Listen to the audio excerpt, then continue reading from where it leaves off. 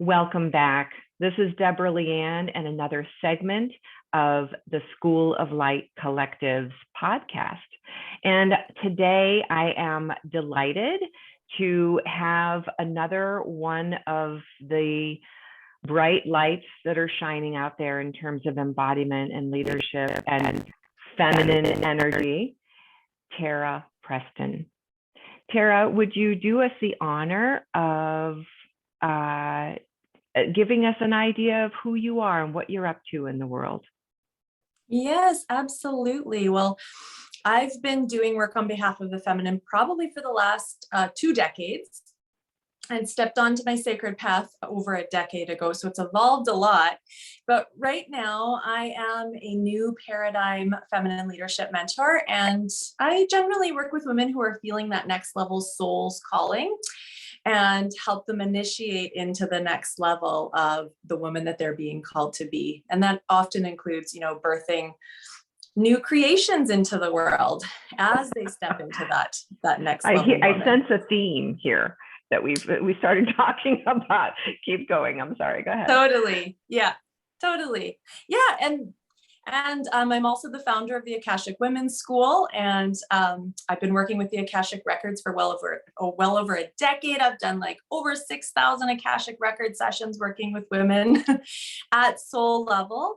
And I also have the Akashic Women's Guide certification program that is like one of my, I'm proud of that baby. You're about 4 years now, guiding women through very deep soul level work that assists other women in living from a place of soul and being embodied and stepping into their leadership. So that's a little bit about me. Beautiful. Beautiful. I am getting a bit of feedback, and I'm not sure if it's my end. What are you hearing? Just some blurriness in the audio, and if it's me, it could be this headset. So are you hearing anything? It could be. I'm not from my end, no. Okay, perfect. So I would like to take us into a centering, just to get us present. This is equinox time when we're recording this. Yes. And it's such a potent time. And my guests yesterday were from the Southern Hemisphere, which made it even more of a beautiful balancing. Yes. And I know there's no such thing as balance because it's constantly in flow and flux. Yet at this time where the day and night are relatively close, I'd love to know what's the practice that you use for centering? Well, a practice that I would use for centering it's ritual. So, lighting a candle, weaving in some prayer, dropping into breath. I like to open in, yeah, exactly. Opening into the Akashic field, absolutely. And especially for this time, it's water that really I'm very drawn to. So just this kind of like the spring release. And for here in Northern Canada, yeah, you got all the elements. Everything's melting. There's the thaw. And to me, it's just this space of what's ready to be released, what's ready, which is, all of these beautiful earth portals give us that opportunity to stay in the flow of our evolution. But spring, yeah, so just presencing through ritual, through using elements and through prayer and just release and deep connection so I can hear those subtle whispers of soul. Yes, and stopping to actually listen. Yes. I would like to know about your awakening.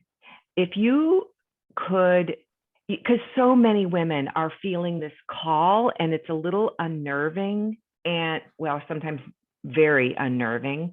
And totally. And it makes us wonder, like, why is it that everything that I feel like I used to be doesn't fit me anymore? Like, hence rebranding, hence name changing or relationship changing.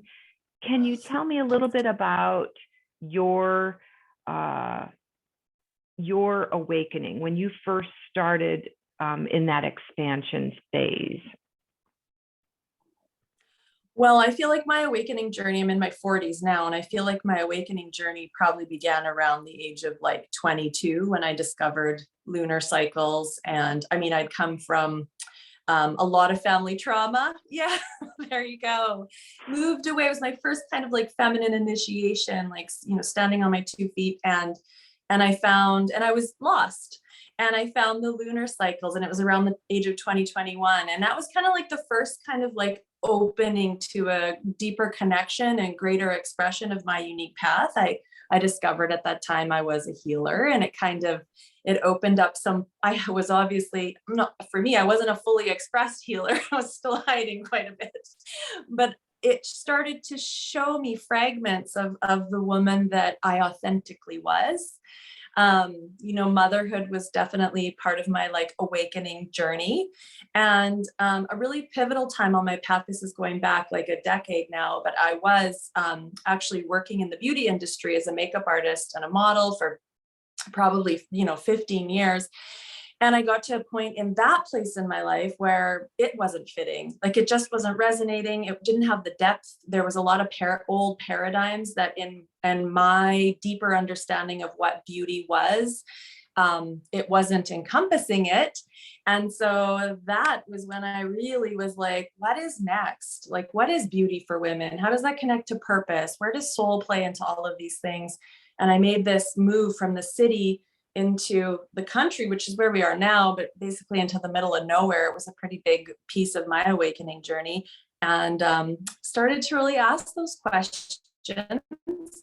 And then more of my sacred path began to open from there, creating more, started to work with other women, helping them connect to their purpose and move through their own initiations. So that's kind of like the foundation of it. And then it's just continued to unfold from there. Yeah. Yes, so beautiful. It's interesting because this morning it was very clear to me to talk to you about beauty. Oh, cool. And about women and our relationship with beauty versus the cultures and media's telling us what beauty is, how we are redefining what beautiful means to us. Yeah. And it's fascinating that I didn't realize that your background was in that world either. So I have a question for you about, what does embodied beauty mean to you? Embodied beauty to me means a connection to essence, to your divinity, to your sacred self, to just like the inner well of radiance that we all have. And it starts with a connection. I, you know, even for me in the beauty industry, I was very at times disconnected from that beauty, and I felt ugly. Like I just didn't feel beautiful or like radiant. And that was a problem for me, which is kind of like where I started to really explore that. So embodied beauty is the connection to that. And we start to connect to it, and we start to look at ways to experience it, and start to look at ways to express it and to connect to it, and to start to up a space of like presence, like where we get to like connect to that. And you know, energy flows where our attention goes. So the more we can kind of like place our focus on that radiance, it really starts to grow and take up space through us in the world around us, just shining forth as the unique expression of our divinity. Oh, I love that. A unique expression of our divinity is probably my most favorite out of all the words you said, even though they all, I work with women on embodied leadership. And to me, it's the same thing. It's embodied power that for so long we thought was external. And, you know, and it's that connection to it that you call it. For me, it's the coming home to it, right? Totally. Into it. Yeah. Oh, totally. Beautiful. Yeah. Okay. It's like, it's nothing that's out there. And I think whether it's like our unique medicine, our unique beauty, our unique gifts, our power, it's like, it's all, you know, it's all coming back into the power of like our channel. Like all I of love those. that. Yes. Yes. Yeah. Just And like you're that's where saying. healing takes place, right? And when we're healed, then when we're on the healing path, because I don't know if we're ever truly fully healed, Totally. as long as we're Yes. human. But when we're on that Totally. space, then we can be a healing presence for others around us. Yeah, well, beauty truly is a healing presence. Like if you just look at Mother Nature, and it's not perfect, but she is in harmony. And we just have to be in her presence, in her beauty, and it is healing. So true. Is it still fuzzy? Okay. It was a little fuzzy there, but I think we moved through that. This is what happens when the energy gets, because I am hardwired into the internet, so I should have no problems. But for some reason, these conversations are juicy enough that they light up the I know. technology. Yep.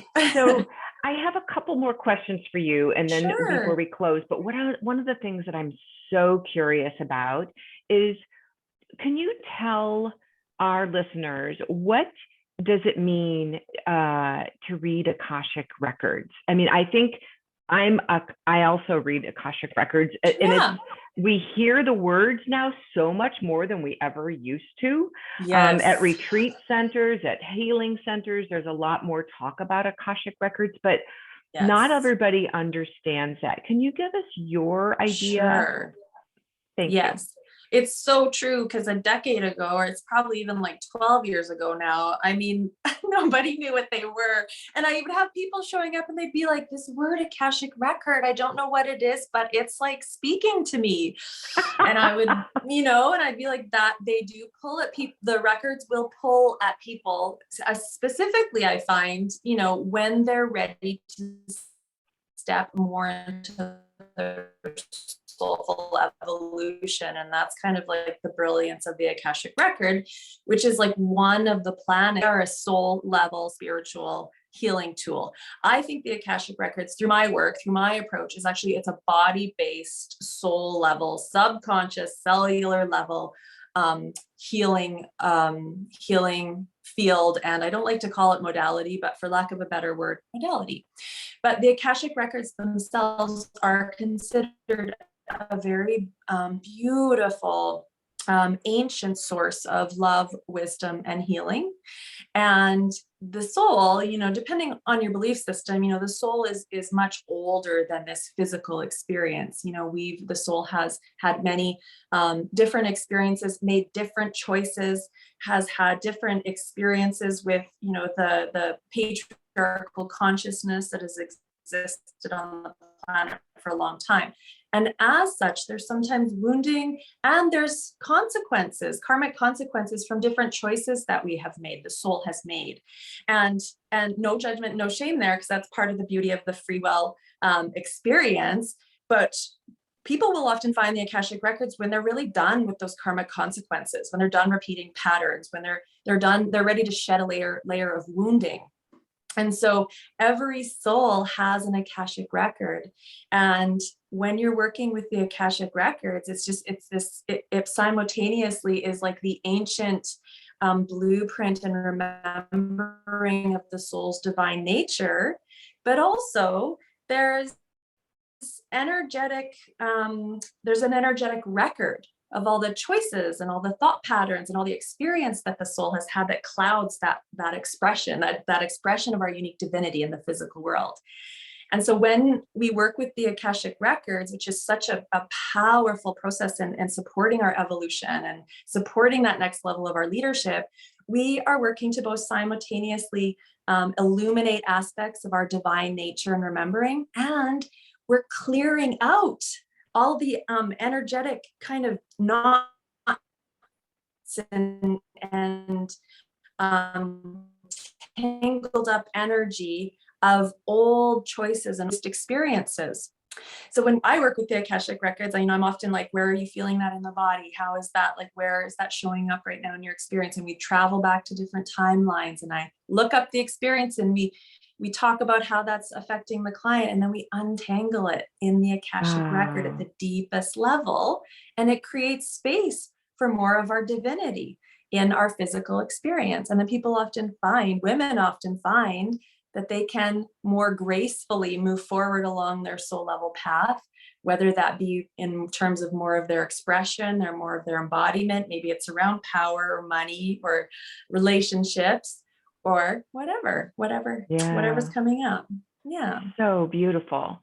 So right before we started the recording, you mentioned something about rebranding.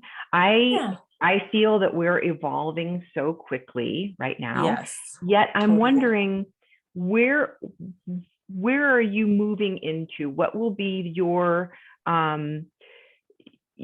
gifts to the world that you're going to be offering as you are moving through this transition time? Well, I'm very called to work with highly conscious leaders and women who are here to birth like evolutionary bodies of work to support the collective, to support our collective growth, our collective evolution. But at the same time, as they feel that call to bring forward these wisdom based bodies of work, they are stepping into more of their soul level leadership, that woman that they were born to be. And these women are often stepping beyond the scope of their lineage up to this point. So, right, which is again where the Akashic records are such a beautiful, beautiful healing tool. So yeah. That sounds amazing. Thank And you. when you, or as you move into this so needed work, working with the conscious leaders that are going, I know there's another way to do this work, to help shift the consciousness on the planet. Can you tell me a little bit about your would you work with individuals? Do you work with teams? Do you work with leadership retreat? You know, what is that? What is the modalities or the forms that you will deliver this kind of service? Yes. Well, it's called the Revolutionary Woman, and it's a 4-month private transformation, and it kind of touches on all of these pieces. The thing with my work, and maybe it's the same with yours, is that when I'm supporting a woman to step into the next level of her leadership, we're creating space for more of her essence to ground in the physical world. So it's often like a touch point where it starts with her, but then we're working on maybe her relationship with her spouse, then her children, then we're maybe traveling like her maternal and paternal line and shifting some relationship pieces there. Then we're creating that space for her evolution and the grounding of more of her essence. And then we start to kind of look at like what wants to birth through as a result of that. And then stepping her into the embodiment of the woman who's now holding the new vibration. Yeah. That becoming, yeah. Yeah. So that's the 4-month, but then I also have there's the 4-month and a year long, depending on how, much support and how deep people want to journey with me. And there's my Akashic Women's Guide certification program is another touch point for women who want to take work that I've been doing for a really long time and work at the level of soul level embodied transformation with the Akashic records. And I'm just trying to think what my other sacred program creation is another avenue of my work. And yeah, right now I'm really loving keeping everything simple. So yeah. I mean, I think that's why I had to get rid of my big, huge, heavy, overdone website and I'm down to 1 page now because I'm in the process of redoing, but the simple word really rings true to me. My soul is going, just relax, make it simple. Yes, totally. Yeah, I hear you on that one. And it's so easy when we've been creating for so long. I have so many baby creations that it's like, oh, but I love that. No, you can't come. I'm sorry. Yeah. I know. It's time to let a few of you go, and it's sad, but it's so necessary. Yeah. So my final pieces, I would really like for you to tell us, how can we find you? How do we stay in connection? What's the best way to become a part of your circle, your tribe, Yeah, absolutely. Well, you can find me on Facebook in the She Rose Revolutionaries Facebook group. And you can also learn a little bit more about me at tarapreston.com. and the akashicwomenschool.com. So those would be a few places to drop into my work. Yeah. Okay, perfect. And do you do any kinds of like initial workshops or trainings or Facebook Lives, or, you know, like, well, how could we get more snippets of your wisdom? Yeah, for sure. Well, there's Facebook Lives in the She Rose Revolutionaries Facebook group. There's also the Feminine Prosperity portal, which is tarapreston.com/the portal. But that's a monthly Feminine Prosperity Akashic New Moon circle that happens. Ooh, okay. Yeah, so and it's just a way to drop into and recalibrate to frequency of prosperity each month, and to look at clearing out different energy leaks, different patterns around money, around patterns around our power, that kind of thing. And if it's a free piece that you're looking for, like a gift offer, there's also, if you go to the akashicwomenschool.com/Akashic Journal, there's a 21-day Akashic heart-centered journaling practice. So yeah, so that's that lots of yummy dropping in touch points that we get to touch on Tara's wisdom here. This has been phenomenal, and I want to thank you so much for, you know, sharing your light with the world, and for the importance of bringing this work forward. I think very often women think they have to go into the spiritual realm or into the personal, professional development realm. And where I'm seeing this is that there's a lot more folding together of the feminine, masculine way of becoming. Especially women need both, you know? So thank you, because your work is just, you know, the whole, when I saw the embodiment, I'm like, oh yeah, she's right up my alley. So that's awesome.